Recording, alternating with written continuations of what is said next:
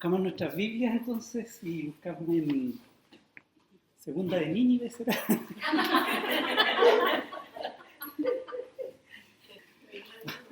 Vamos a buscar Tito entonces, el capítulo 2. Bueno, escuché que estaban estudiando esta carta, principalmente la sección que tiene que ver con damas, obviamente, y estuvieron repasando y analizando estas virtudes que aparecen en este capítulo 2. Así que vamos a buscar ahí en nuestras Biblias y vamos a leer. Quisiera hacer un énfasis a todo lo que ya han visto. No vamos a repetir lo mismo, obviamente, ustedes ya lo han escudriñado y masticado bien, pero vamos a ver que todo esto tiene un final, un propósito, una dirección.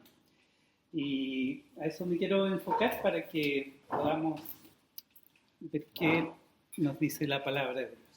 Buscamos entonces en Tito capítulo 2, versículo 1 al 10.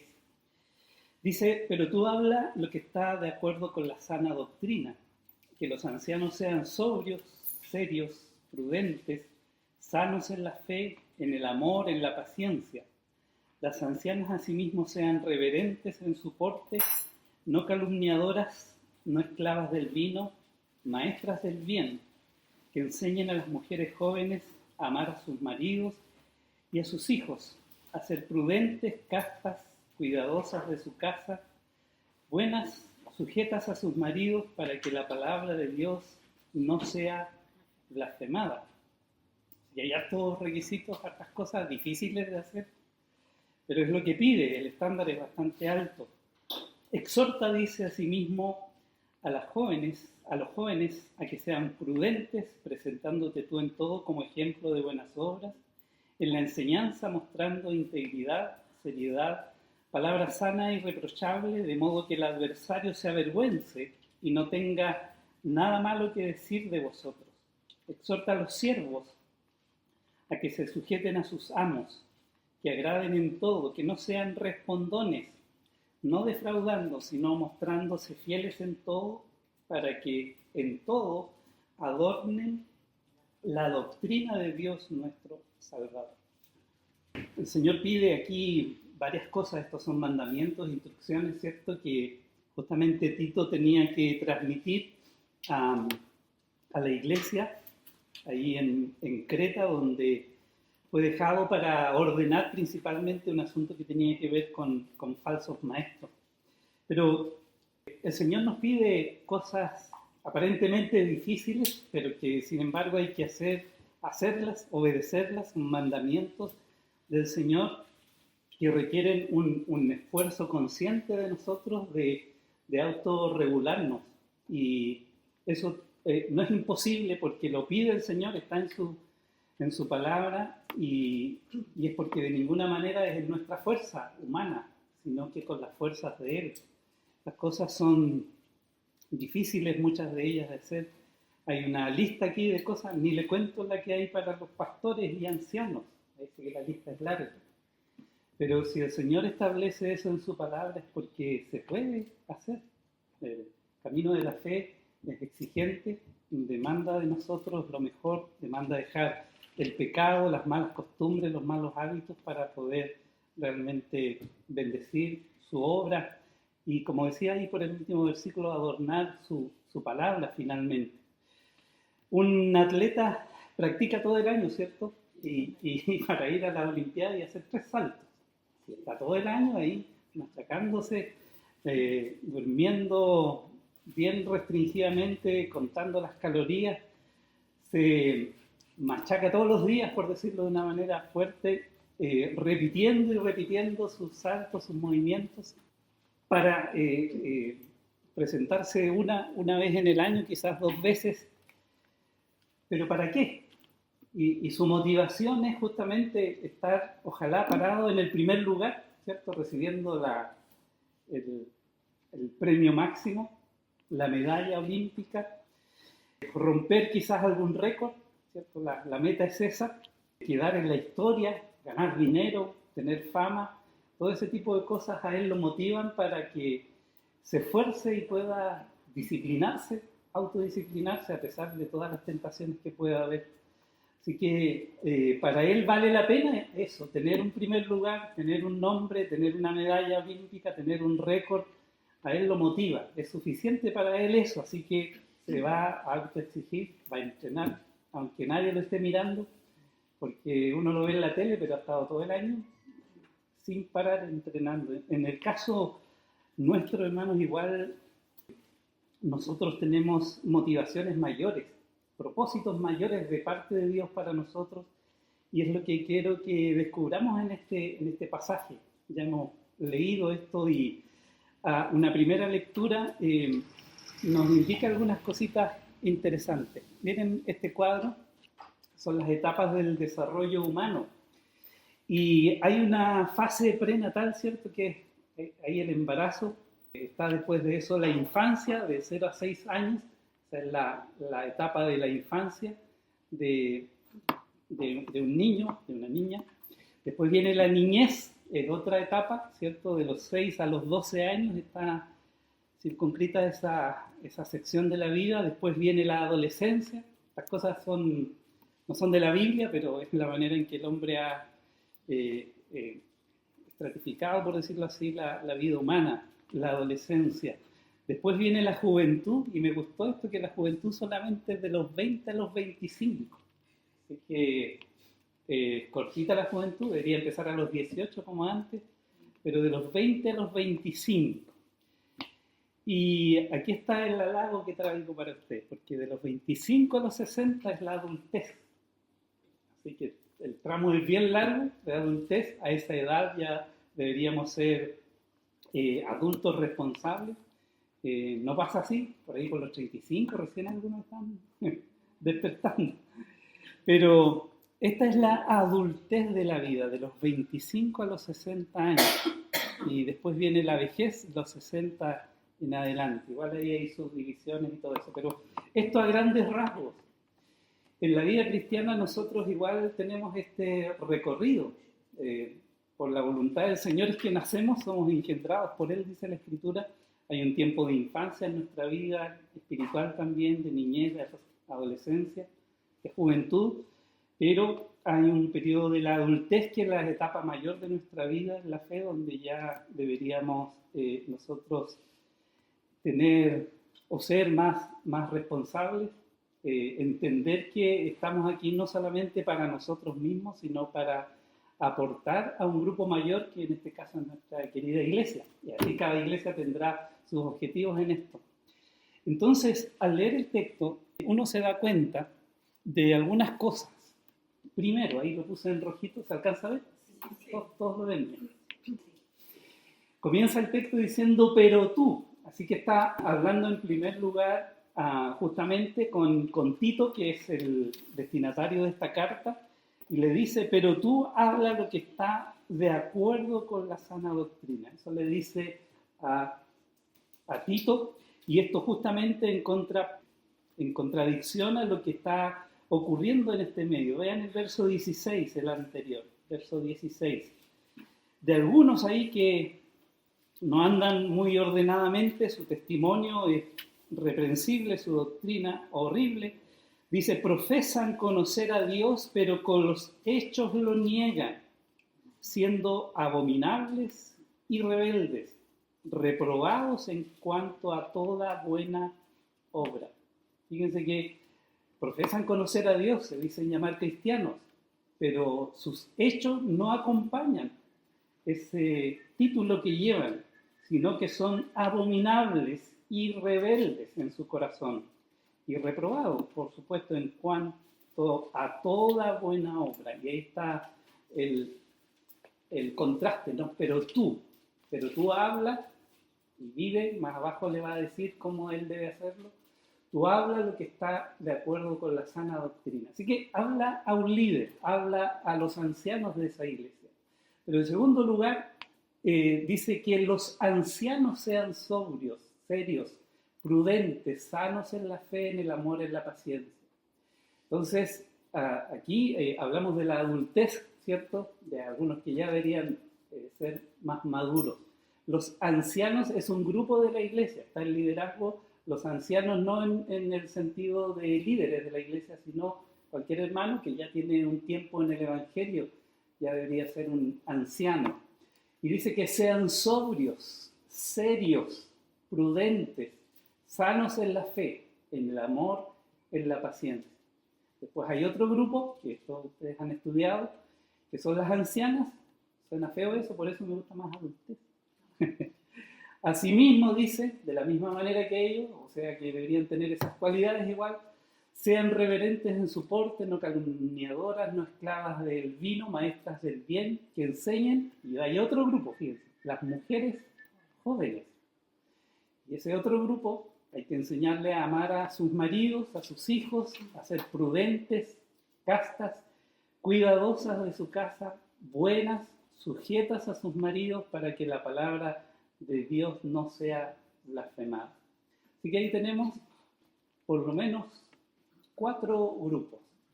El liderazgo, las personas mayores, varones y damas, y mujeres jóvenes, al parecer recién casadas, porque tienen marido y tienen hijos que deben ellas cuidar. Pero seguimos, la segunda parte de nuestro texto, los versos siguientes, dice: desde el 6 exhorta a sí mismo a los jóvenes, dice ahora, los jóvenes, otro grupo, a que sean prudentes, presentándote tú, ahí está nuevamente incluido Tito, como líder de la iglesia, en todo como ejemplo de buenas obras, en la enseñanza, mostrando integridad, seriedad, palabra sana y irreprochable, de modo que el adversario se avergüence y no tenga nada malo que decir de vosotros. Exhorta a los siervos. Aquí hay otro grupo distinto de los demás y ya tenemos el cuadro completo de los personajes en estos versículos. Así que los siervos, hoy día le llamamos empleados, ¿cierto? Funcionarios, les dice que se sujeten a sus amos, a sus patrones, que agraden en todo, que no sean respondones, ¿cierto? No defraudando, sino mostrándose fieles en todo, para que en todo adornen la doctrina de Dios nuestro Salvador. Ese es el texto, esos son los grupos de personas que está el texto nombrando. Y ese grupo de personas es nada menos que los componentes de esa iglesia. Así que aquí Tito 1 al 10 del capítulo 2 está hablando a la iglesia en general. Cada uno tiene una tarea, unas virtudes que desarrollar en el medio donde están, y cada uno aporta a un total, que es justamente el testimonio de toda esa iglesia. Una iglesia es buena o es mala según las personas que estén ahí, como sean, como vivan, como crean y como vivan, porque tal como se hizo énfasis ahí, en contraste, como dije, que hay personas que dicen conocer a Dios, pero no hay en su vida un cambio en su manera de ser y en sus hechos. Así que estas virtudes que les ha tocado estudiar justamente reflejan para esa sección en particular el propósito de Dios para cada uno de los grupos de la iglesia. Ahora, puede que ese hombre adulto sea un empleado y que ese empleado sea un líder o un joven. Entonces, yo creo que todas las cualidades que aparecen en todo el pasaje nos competen de una u otra manera, en mayor o menor grado, a todos nosotros.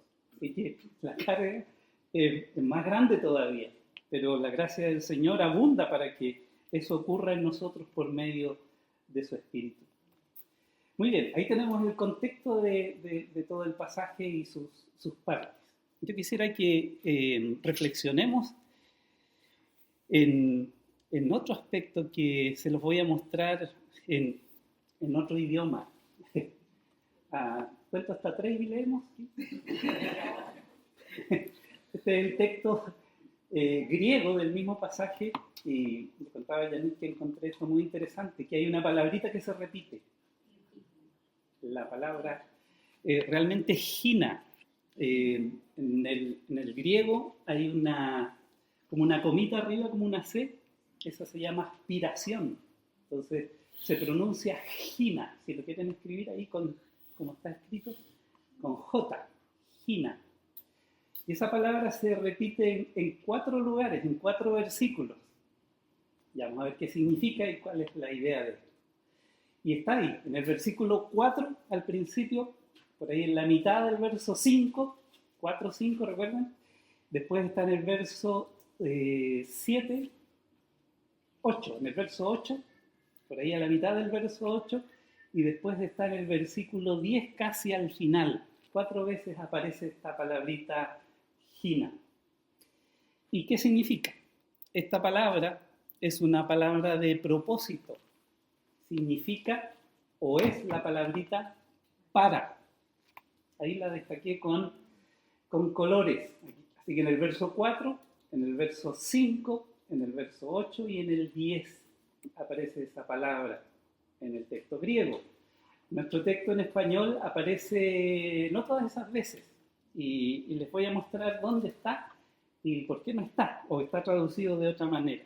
Entonces lo tenemos ahí en el versículo 4. Dice: las ancianas asimismo sean reverentes en su porte, no calumniadoras, no esclavas del vino, maestras del bien. Y ahí está nuestro primer para. Para implica un propósito. O sea, esto sirve para. El agüita sirve para que no me ponga a toser, no sé, la silla para que usted se siente, el lápiz para escribir, la Biblia para leer, todo tiene un propósito. Y de eso se trata esta palabrita Gina. Es muy importante cuando uno estudia la escritura. Entonces aparece en nuestro verso 4, dice: para que enseñen a las mujeres más jóvenes. Y eso ya le da otro cauce, ¿cierto? Porque las hermanas adultas, ancianas, van a desarrollar estas áreas de su carácter con un propósito, para que enseñen a las mujeres más jóvenes. Así que ahí tenemos ya un propósito. ¿Para qué vamos a hacer todo esto? Para que los más jóvenes aprendan, sean enseñados, que dice el texto. Pero la segunda vez dice: hacer prudentes, castas, cuidadosas de su casa, buenas, sujetas a sus maridos, para, ahí está el otro para, está en nuestro texto, para que la palabra de Dios no sea blasfemada. Segundo propósito, que la palabra del Señor no sea mancillada, pisoteada de alguna manera. Y el tercero, está aquí abajo, dice: palabra sana y irreprochable, de modo, o para, así se tradujo, de modo aquí, no está por eso está entre paréntesis, para que el adversario se avergüence y no tenga nada malo que decir de vosotros. Así que está el tercer propósito, que el adversario no nos diga nada, no tenga ni un reproche contra nosotros. Ahí tenemos el tercer propósito de por qué vamos a hacer todas estas cosas. Para que el adversario, ¿quién es el adversario? Ya lo vamos a ver. Pero después dice: exhorta a los siervos a que se sujeten a sus amos, que agraden en todo, que no sean respondones, no defraudando, dice el 10, sino mostrándose fieles en todo, para, aquí está el cuarto Gina, para que en todo, dice, adornen la doctrina de Dios nuestro Salvador.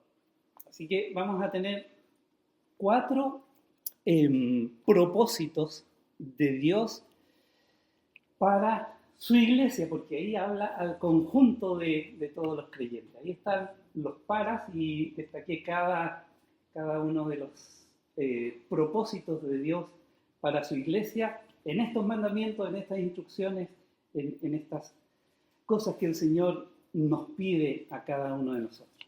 Así que vamos a verlas una por una. No va a ser muy largo, pero más bien devocional en cuanto a cómo esto es importante. Así que vamos a apuntar ahí al propósito, vamos a poner la flecha donde debe ir. Y en primer lugar, vamos a traducir esto en palabras de conceptos. El primer propósito, para que los nuevos sean enseñados. Entonces, nuestro texto en el versículo 4 va a decir eso. Las ancianas, verso 3, sean reverentes en su porte, no calumniadoras, no esclavas del vino, maestras del bien. Así que todo lo que sea bueno, en eso ellas van a ser maestras del bien. Eso ya ustedes lo han lo han estudiado. Para enseñar, claramente esa es diríamos, una consecuencia directa de haber aprendido a ser maestras, es la enseñanza de los propios hijos. Por ahí se empieza, ¿no? Enseñando a nuestros propios hijos, teniendo esa responsabilidad de enseñar a estos nuevos, que son nuestros hijos, que van creciendo. Pero el texto dice explícitamente para que enseñen a las mujeres jóvenes. Es lo que dice nuestro texto, que es el primer propósito.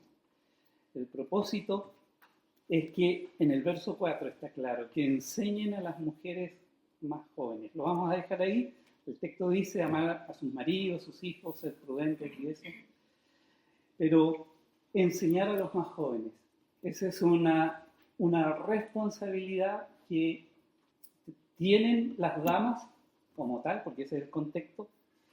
Damas enseñando damas es el patrón bíblico, ¿cierto? Y es algo que a veces creo que se hace, las damas lo hacen, siempre están preocupadas de alguien, ayudando a alguien, pero quizás el trabajo con mujeres o, como dice el texto también, mujeres jóvenes recién casadas o que hace poco están casadas, dice que enseñen a las mujeres jóvenes a amar a sus maridos y a sus hijos.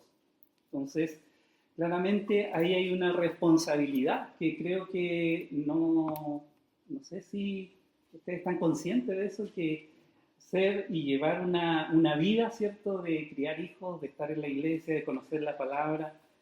¿Sientan ustedes el peso o la responsabilidad bíblica de poder ayudar a las hermanas nuevas, más jovencitas?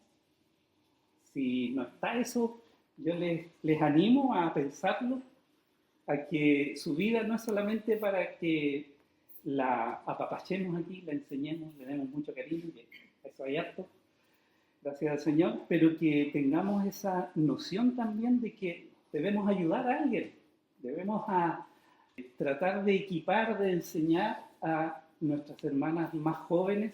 ¿Se han visto? Hay estos matrimonios jovencitos que no tienen hijos todavía, y yo creo que si los invitan a tomar un tecito o algo, se puede entrar en confianza, se puede abrir una conexión ahí para poder ayudar y traspasar lo que el Señor les ha enseñado a ellas, ayudarles a ser y ser, ¿cierto? No es solamente saber, sino ser y ser, para que sean esposas como la Biblia lo instruye, madres piadosas.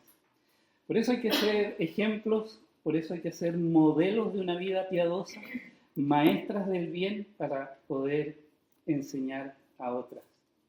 Si eso ocurre, ¿cierto? Vamos a poder ayudar a que, por ejemplo, no cometan los mismos errores que nosotros. O sea, lo primero que uno aprende, ¿cierto? Si en algo me equivoqué, claramente esa enseñanza me va a servir para guiar a alguien más a que no cometa los mismos errores.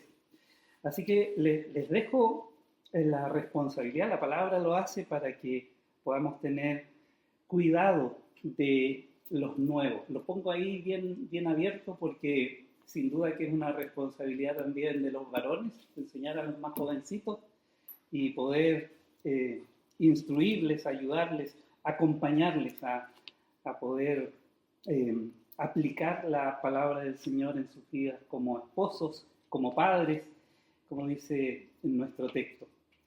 Así que nosotros sabemos que se enseña más por el ejemplo que a veces por el discurso. Una vida piadosa de una esposa, por ejemplo, que vive de acuerdo a la palabra del Señor, va a ser que su hijo busque a una mujer como la mamá. No sé si han visto eso.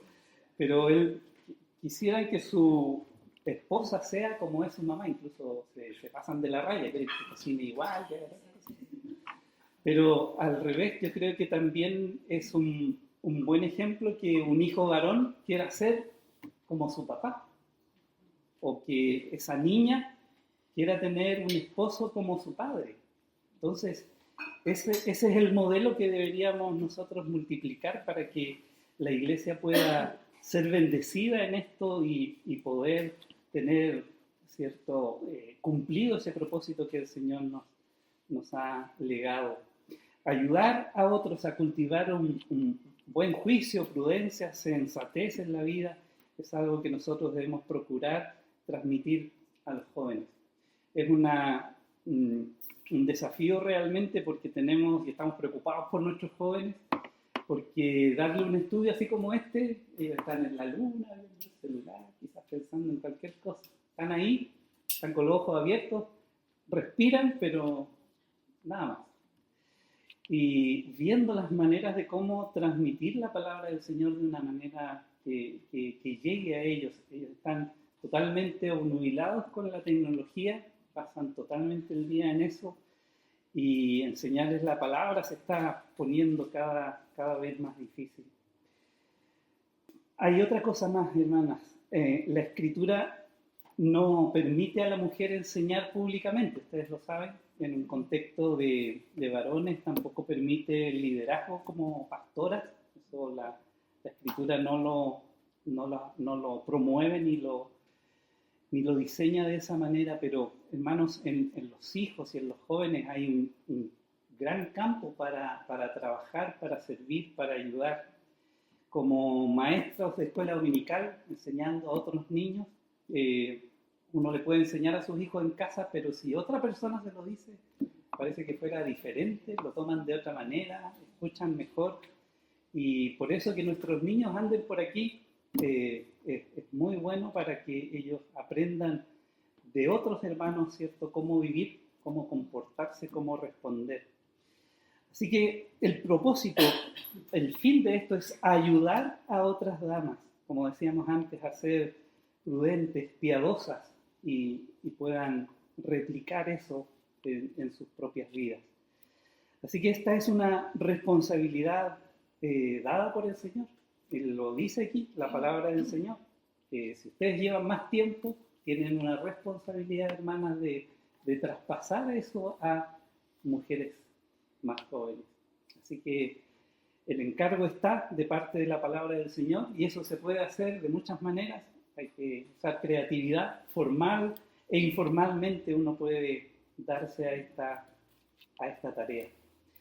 Muy bien, segundo, dice nuestro segundo dice para que la palabra sea glorificada. Hay un propósito aquí en nuestro pasaje, en el verso 4 y 5, que enseñan a las mujeres jóvenes, eso venía de antes, a amar a sus maridos. Aquí hay otro grupo de cosas, a sus hijos, a ser prudentes, castas, cuidadosas de su casa, buenas, sujetas a sus maridos, y aquí está el para que la palabra de Dios no sea blasfemada.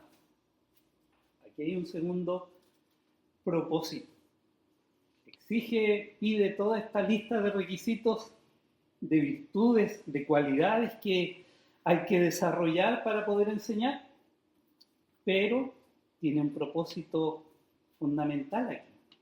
No es una medalla olímpica, ¿cierto? No es un récord, sino que es justamente que la palabra de Dios no sea blasfemada.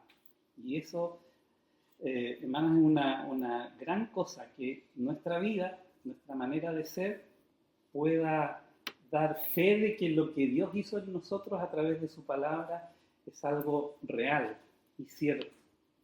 Aquí dice, mujeres jóvenes, amar a sus maridos y a sus hijos, por eso decimos que son casadas por el contexto.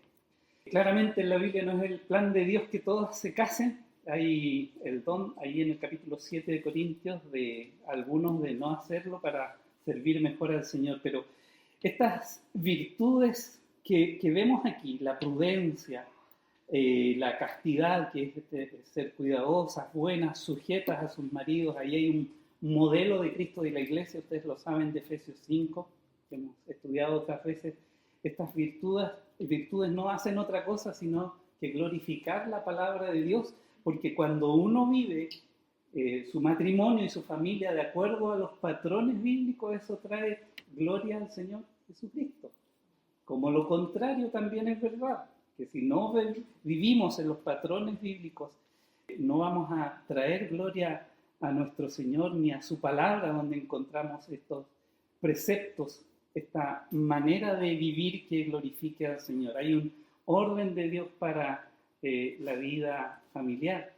Así que, ¿qué pasa? Que se comprueban que los principios de la palabra del Señor traen bendición, prosperidad y fortaleza a nuestras familias cuando las vivimos de acuerdo a lo que la palabra de Dios dice. Y si no creemos eso, tenemos que darle una vuelta, porque el diseño de Dios es perfecto. Él nos creó, nos hizo, nos cableó, por decirlo así, de una manera que podamos vivir con su ayuda, con su presencia en nuestras vidas, para que podamos lograr su propósito y así la palabra no sea blasfemada, como muchas veces es. Que la gente ve nuestras vidas y se decepciona del Evangelio y de los evangélicos. O sea, estamos todos ahí en el saco, porque de alguna manera deshonramos con nuestra vida lo que la palabra de Dios dice. Así que no solo escapar de lo malo que podríamos decir o hacer, sino que vivir lo bueno, practicarlo, enseñarlo. Deshonrar la palabra de Dios sin duda que es algo que trae mucha pena, mucho dolor, no solamente sin duda al Señor, pero a la obra, a la causa del Evangelio. Escuchar a veces hermanos o pastores, predicadores de gran renombre que caen es una pena bien, bien grande. Pero los incrédulos sin piedad nos van a juzgar y van a cuestionar la veracidad de nuestros valores cristianos, obviamente, si no somos capaces de vivir de acuerdo a la palabra de Dios. Ellos quieren ver que lo que decimos creer realmente tiene una manifestación en la realidad y en la práctica. Algunos se dan cuenta, algunos sí lo saben, lo han comprobado, y hay un testimonio ahí de que la palabra es real, es verdadera. Así que el mundo va a juzgar la palabra y el Evangelio por cómo llevamos nuestra vida, por cómo vivimos. Recordaba, y yo creo que es bueno buscarlo, segundo de Samuel, capítulo 12. Vemos ahí cómo David se descuidó, justamente se descuidó. Y es muy interesante cómo lo dice, verso 9, capítulo 12 de segundo de Samuel 12, 9. Y aquí está Natán enrostrándole a David su pecado, nada menos que adulterio, asesinato y otras cosas, mentiras, etcétera, muchas cosas que ocurrieron con él. Segundo de Samuel 12, versículo 9. ¿Por qué, pues, mire cómo le reclama Natán a David, tuviste en poco la palabra de Jehová, haciendo lo malo delante de sus ojos? Entonces, cuando uno va en contra de la palabra del Señor, es tenerla en poco, es menospreciarla. No vivir la palabra como el Señor claramente nos habla en ella, es exactamente, tuviste en poco la palabra del Señor, haciendo lo malo delante de sus ojos. Y ahí le menciona sus pecados, cómo mató a Urías, y dice, por lo cual ahora no se apartará jamás de tu casa la espada, por cuanto me menospreciaste y tomaste la mujer de Urías Eteo para que fuese tu mujer. Así que el Señor le reclama el menosprecio, no solamente a su palabra, sino a él mismo, porque él se involucra aquí en lo que está diciendo. El 11, así ha dicho Jehová, aquí yo haré levantar el mal sobre ti, de tu misma casa, y tomaré tus mujeres delante de tus ojos, y las daré a tu prójimo, el cual yacerá con tus mujeres a la vista del sol. Un juicio terrible aquí. Qué bueno que el Señor no hace eso en este tiempo, pero el pecado fue grande y la consecuencia también. Entonces, eso me llamaba la atención. Cómo David no tomó en cuenta, no valoró la palabra del Señor y fue blasfemada por él mismo. Mire, aquí en la aplicación, mire, ninguno de los estándares bíblicos es objeto de tan terribles ataques, hermanas, como el papel ordenado por Dios en la Escritura para la mujer. En este tiempo es lo que más sufre ataque del mundo con todo esto del feminismo. Ningún pasaje como estos que hablan del rol de la mujer ha sido tan ridiculizado y mal interpretado o reinterpretado por algunos para avalar, ¿cierto?, esos conceptos feministas. Incluso hay grupos configurados de feministas evangélicas que se dedican a la propagación del feminismo usando la Escritura. Alguna vez, no les voy a decir cuándo, ni dónde, ni quién, pero tuve una profesora, estaba ahí haciendo su disertación y de repente se va por otro lado y empieza a hablar de feminismo, de ese discurso igualitario, y se metió por ese lado y empezó a decir, porque en Gálatas dice que no hay varón ni mujer, somos todos iguales. Así que hay que parar el dedo, como siempre, se mete en el problema. Pero mire, a propósito de eso, veámoslo en Gálatas. Porque este es el texto que estaba citando, totalmente fuera de contexto, manipulándolo, realmente blasfemando el sentido del pasaje en su contexto. Eso es lo que hacía, para usarlo para un propósito totalmente vacío y que no tiene que ver con el Señor. Gálatas, entonces, capítulo 3. Les voy a leer el contexto y ustedes se van a dar cuenta rápido de que no tiene nada que ver. Dice el 24, de manera que la ley ha sido nuestro ayo para llevarnos a Cristo. Gálatas 3:24. A fin de que fuésemos justificados por la fe. Pero venida la fe, ya no estamos bajo ayo, pues todos sois hijos de Dios por la fe en Cristo Jesús. Mira el contexto. Porque todos los que habéis sido bautizados en Cristo, de Cristo estáis revestidos. Y ahora bien, ya no hay judío ni griego, no hay esclavo ni libre, no hay varón ni mujer, porque todos vosotros sois uno en Cristo. Claramente el pasaje está hablando de la fe y de la salvación. Y eso es común a hombres, mujeres y niños. Si ya no hay varón ni mujer, ¿cierto? Que todo igualitarismo, gracias. Si fuera eso lo que está enseñando el texto, entonces cuando un judío o un griego se convierte al Señor, pierde la nacionalidad, ¿cierto? Porque ya no es judío, se convertirá en gentil.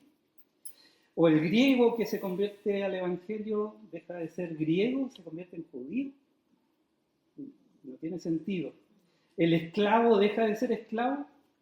Pregúntenle ahí a Filemón, seguía de esclavo. Al revés, el libre se convierte en esclavo cuando no. Así que el varón no se convierte en mujer ni la mujer en varón para ser iguales, porque lo que nos une, según el mismo texto, todos sois uno en Cristo Jesús. Y en ese sentido, claramente delante del Señor, tenemos igual valor y dignidad hombres y mujeres. Así que no tiene que ver con eso. Es triste ver cómo este tipo de cosas han destruido familias, realmente, todo el feminismo. Familias cristianas han sido divididas por estas discusiones que no tienen nada de la palabra del Señor, y así la palabra, tristemente, del Señor es blasfemada. En nombre de los derechos de la mujer, la Biblia a veces se convierte en objeto de esto, de deshonra, de blasfemia, porque se tacha a Dios de machista, ¿cierto?, de sexista y todo ese tipo de cosas que mancillan la propia palabra de Dios. Los roles bíblicos de varón y mujer bien interpretados y bien vividos van a traer gloria y honra a su palabra, Cuando el hombre es el hombre como Cristo, así debe ser, y la mujer como la iglesia, sujeta a Cristo como debe ser, entonces el modelo se cumple y la palabra del Señor es glorificada en vez de, por eso pusimos eso, que la palabra sea glorificada a través de una vida que refleje en estos sentidos la palabra de Dios. Así que un segundo propósito de Dios para vivir así, para desarrollar esta manera de vivir, para vivir amando a los maridos y a los hijos y a tener un hogar en orden, ¿cierto? Va a traer gloria a la palabra del Señor. Muy bien, el tercero va a estar ahí en el versículo 8. Versículo 8. Y dice, vamos a poner así, para que el adversario sea avergonzado. Y no tenga nada malo, dice el texto, que decir de vosotros. Así que un tercer propósito va a ser que el adversario, y en el texto bíblico, adversario no es Satanás, sino alguien que se oponga a nosotros en forma individual, personal, en el trabajo, en la población, donde sea, o a la iglesia como tal. Probablemente el concepto aquí sea a esos que se nombran en el verso 16, que profesan conocer a Dios, pero con los hechos lo niegan. Entonces, aquí, para que el adversario sea avergonzado. Así que estos estándares de vida que nos manifiesta el pasaje, ¿cierto? Los versos 2, 3, 4, 5 hasta el 10, que nos incluye en el fondo a todos y cada uno de nosotros, tienen como propósito que el adversario y compañía que critican a Cristo, a la iglesia, al pueblo de Dios, se avergüencen y no tengan nada malo que decir de nosotros. O sea, nuestra vida, nuestra manera de ser y de vivir, le van a cerrar la boca, por decirlo así, a aquellos que quieran hablar mal de nosotros. Y si hablan, porque siempre van a hablar, no van a tener ningún fundamento. Así que los opositores, por ejemplo, aquí en el 1.10 dice, porque hay muchos contumaces, habladores de vanidades y engañadores, mayormente de los de la circuncisión, a los cuales es preciso, y ahí está, tapar la boca, que trastornan casas enteras enseñando por ganancia deshonesta lo que no conviene. Así que si él está pensando en esos adversarios, es en contexto lo más probable. Hermanas, lo que hace creíble el Evangelio es el poder de Cristo para cambiar vidas. Esa es la especialidad de Dios, de sacarnos del mundo de pudrición y de pecado y ponernos en un rumbo de santidad, y ahí vamos avanzando. Pero eso es lo que hace veraz la predicación del Evangelio, la vida de santidad que puede vivir una iglesia, un creyente, su virtud, su pureza, su piedad, sus valores, ¿cierto? Sus convicciones. Así que eso es lo que hace el Señor con nosotros. Y cuando esto hacemos, claramente cualquiera que se levante a calumniarnos va a ser avergonzado. Si no aquí, cuando sea la hora del juicio y el Señor saque todo a la luz. Y eso que sufrimos probablemente con ese adversario, esas palabras hirientes, esos malos tratos, el Señor los va a revelar un día. Y esa vergüenza la van a pasar ellos, cuando sean revelados todos sus propósitos malévolos más profundos. Así que esta es la prueba genuina de la palabra de verdad, el poder de Dios para cambiar nuestra vida.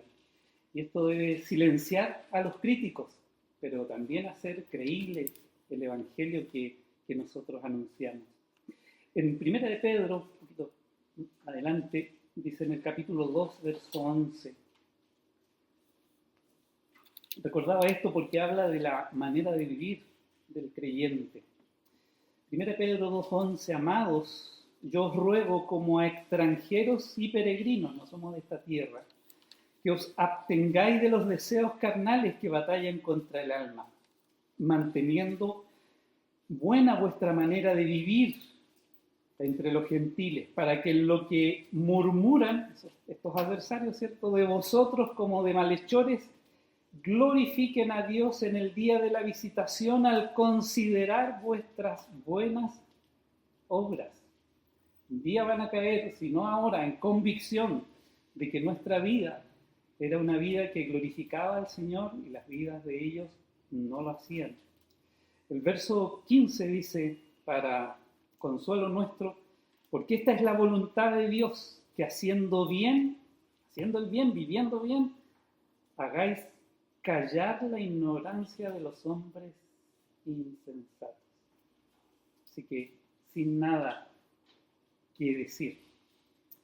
El testimonio entonces de los creyentes, de los piadosos, aquellos que, volviendo a Tito, se esfuerzan en desarrollar estas virtudes de la palabra, van a ser el aguijón en la conciencia de aquellos que obran mal.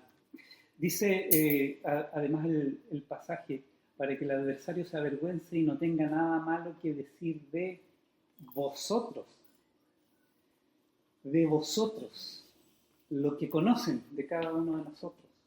Es cierto que uno no es intachable, ninguno de nosotros de repente no tiene un tropezón y a veces eso se recuerda para toda la vida. Tristemente, así es el ser humano. Hay cosas que no olvida y son nuestras equivocaciones. Pero mire cómo nos afecta uno al otro esto, porque si, bueno, digámoslo aquí con Tito, para no ponernos nosotros. Pero si Tito se portaba bien, vivía como Pablo le indicaba que debía vivir, desarrollando esos requisitos que vemos en el capítulo 1, versos 7 al 9, eso iba a traer mayor honra al mismo apóstol Pablo, porque él lo instaló allí como pastor. Entonces su buena vida, su buen ejemplo, su buen testimonio iba a reforzar, ¿cierto?, la cualidad o calidad del apóstol Pablo, la honra de Pablo. Pero al revés, si Tito se descarría, se va ahí por otros lados, no sé, dice ahí, no daba mucho vino, dice, entre los requisitos de un obispo, y Tito por ahí se fue por otro lado, se cayó al litro, por decirlo así, estoy hablando peste, Tito, pero es un ejemplo no.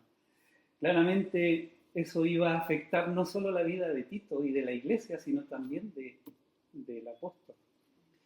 Así que cada uno de nosotros tiene este desafío de vivir piadosamente en integridad delante de Dios. Así que, como decía antes, si tenemos adversarios en la vida, en el trabajo, vivir y seguir viviendo correctamente, rectamente, el Señor nos va a honrar. El Señor nos va a dar apoyo, soporte. El adversario, como dije, puede ser cualquier antagonista opositor a nuestro alrededor, pero hermanos, ojalá, hermanas, que nuestro testimonio nunca sea puesto en duda por alguna falta, algún desliz. ¿Se acuerda de Job? Lo anoté aquí porque Job dice, había en tierra o hubo en tierra de Uz un varón llamado Job, dice Job 1:1, y era este hombre perfecto, recto, temeroso de Dios y apartado del mal. Es un hombre con testimonio. Nadie podía decir nada malo de él. Pero, ¿qué pasa en el texto? Dice que viene Satanás y le dice al Señor en el 7, dijo Jehová a Satanás, ¿de dónde vienes? De rodear la tierra. Jehová dijo a Satanás en el 8, ¿has considerado a mi siervo Job, que no hay otro como él en la tierra? Varón perfecto, recto, temeroso de Dios y apartado del mal. ¿Podría decir el Señor de nosotros esto? Pero lo dijo de Job, nada menos. Y respondiendo Satanás, aquí sí, el adversario, él está hablando, le dice al Señor, ¿acaso teme a Job, a Dios de balde? No puedo decir nada malo de él, sino solamente levantarle una calumnia. ¿Sí o no? Él es el calumniador. Bueno, si le da un montón de terrenos y bienes, ¿cómo no te va a servir? Quítale todo eso, dice, y se va a blasfemar, la misma palabra, curiosamente, blasfemar en tu propia presencia. Así que el adversario no fue capaz de acusarlo, porque no había nada malo que pudo decir de él. Así que anoté esta frase ahí mientras andaba para allá y para acá: mejor avergonzar a nuestros enemigos y no avergonzar a nuestros amigos. ¿Por qué? Porque una falta en nosotros, que sea pública y grande, ¿cierto?, avergüenza a nuestros amigos, a nuestros hermanos. Qué triste eso, qué triste. Y el Señor no lo permita en ninguno de nosotros que podamos fallar en algún momento. Bien, por último, y terminamos. Lo último va a ser, ¿para qué? Para que la doctrina sea adornada, tal como dice el mismo texto. Y ahí tenemos el cuarto paragina o propósito de Dios para darnos estas instrucciones aquí tan difíciles, ¿no? Pero que son alcanzables, vuelvo a decir. Aquí el contexto tiene que ver con los siervos que se sujeten a sus amos, agraden en todo, no sean respondones, no defraudando, sino mostrándose fieles en todo, para que en todo adornen la doctrina de Dios nuestro Salvador. Así que aquí tiene que ver, varias veces usa el texto, el pasaje, la palabra sana o sano. En el verso 1 habla de la sana doctrina, así comienza y termina este trozo aquí. Sana doctrina debe ser igual a sana conducta. O sea, si tenemos realmente y decimos que tenemos la palabra del Señor, que tenemos como iglesia una buena doctrina, entonces tenemos que tener, hermanos, en correspondencia una sana conducta. Y otra vez nos da una razón de peso para tan alto llamado, para tan alta exigencia a nuestra conducta, y en un lugar donde es ajeno a la iglesia incluso, porque aquí habla del contexto del trabajo, donde laboramos, donde andamos en el ambiente fuera de la iglesia, como empleado, funcionario, o simplemente como ciudadano. Se enfoca en la doctrina, y la doctrina, esa palabra es enseñanza, tiene que ver con la enseñanza de la palabra de Dios, por eso es común, como decíamos antes, a lo que veíamos. Pero dice el mandato, para que en todo el propósito adornen la doctrina. La palabra adornar, la palabra griega para adornar es cosmeo. La palabra la conocemos, tiene que ver con una palabra que a lo mejor ustedes ubican, cosmético. ¿Saben lo que son los cosméticos? Es una cantidad inmensurable de sustancias, olores, tonos naturales o artificiales que usan las damas para realzar su atractivo, para realzar el aspecto físico. Claramente tiene que ver con algo cosmético, algo que se hace por fuera. Y esa es la palabra que usa en cuanto a adorno. Antiguamente, por ejemplo... que el maquillaje es bíblico. Sí, con palabra griega.